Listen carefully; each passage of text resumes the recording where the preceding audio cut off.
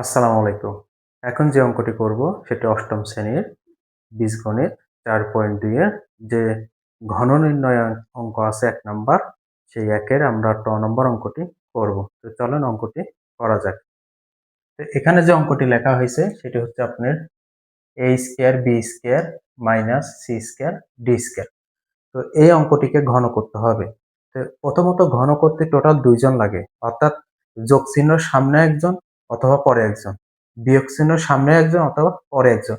তো খেয়াল করেন এই বিয়োগ চিহ্নের এই পাশে কিন্তু এটা একজন আর এই বিয়োগ চিহ্নের এটা পরে আরেকজন। তাহলে ২ জন আছে। তাহলে যদি ২ জন যদি থাকে তাহলে যদি আপনাকে বলা হয় ঘন নির্ণয় করো, তাহলে এই ব্যক্তিকে আপনি ব্র্যাকেটে রেখে তার মাথার উপর কি দিতে হবে? কিউ। ঘন যাকে করতে বলা হয় তাকে প্রথম ব্র্যাকেটে রেখে তার মাথার উপরে কি কিউ। তো এটা যে সূত্র অনুসারে আছে সেটা হচ্ছে আপনার a minus b whole Q.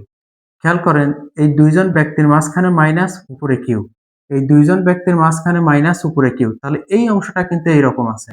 আর আমাকে লিখতে হবে এইভাবে যে a cube minus 3 a square b plus 3 a b square minus b whole cube. তাহলে অঙ্কটা আছে হচ্ছে আপনার এই নিয়ম, আর লিখতে হবে আপনাকে এই নিয়মে লিখতে হবে। অর্থাৎ মনে মনে ধরেন এটা এ, এই দুইজন হচ্ছে এ আর এই দুইজন হচ্ছে বি, তার উপরে কিউ, অর্থাৎ এ মাইনাস বি হোল কিউ এই নিয়মে আছে। আর আপনাকে ডান পাশের নিয়মে লিখতে হবে। তো প্রথমে যে কাজটি করতে হবে সেটা হচ্ছে এ কিউ। তো এ কোনটা?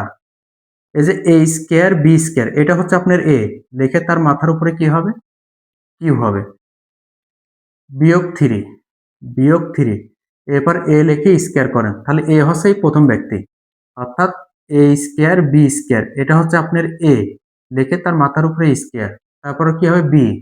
তো এই অংশটা হচ্ছে আপনার বি, বিটা হচ্ছে আপনার সি স্কয়ার ডি স্কয়ার, এটা হচ্ছে আপনার বি, প্লাস করতে প্লাস, এই 3 করতে 3 ইনটু এখানে কি আছে এ, এ মানে কোনটা? এই যে এ স্কয়ার বি স্কয়ার, এটা হচ্ছে এ, তাহলে এখানে লেখেন এই যে এ স্কয়ার বি স্কয়ার, এই অংশটা হচ্ছে আপনার এ, ইনটু এখন লিখতে হবে বি স্কয়ার, তাহলে এই অংশটা হচ্ছে বি স্কয়ার, অর্থাৎ সি স্কয়ার ডি স্কয়ার, এটা হচ্ছে আপনার বি, তার উপর কি হবে স্কয়ার, তারপর আবার বিয়োগ বি কিউ, বিয়োগ, তাহলে বি কোনটা?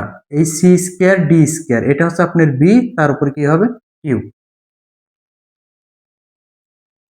আচ্ছা, তো এখন যে কাজটি করতে হবে, এই কিউটা কিন্তু এ স্কয়ারের উপরেও আছে বি স্কয়ারের উপরও আছে, তাহলে এ পাওয়ার 2 তার পাওয়ার 3, তাহলে এ পাওয়ার 3 দুগুণে কত হয়? 6, বি পাওয়ার 3 দুগুণে কত হয়?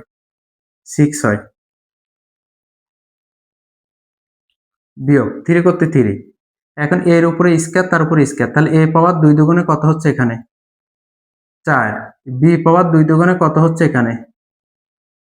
4, আর এখানে c square d square, c square d square, plus করতে প্লাস, 3 করতে 3, এ স্কয়ার বি স্কয়ার করতে এ স্কয়ার বি স্কয়ার, খেয়াল করেন সির উপরে স্কয়ার তার উপরে হোল স্কয়ার, তাহলে সি পাওয়ার 2 দুগুণে কত হচ্ছে?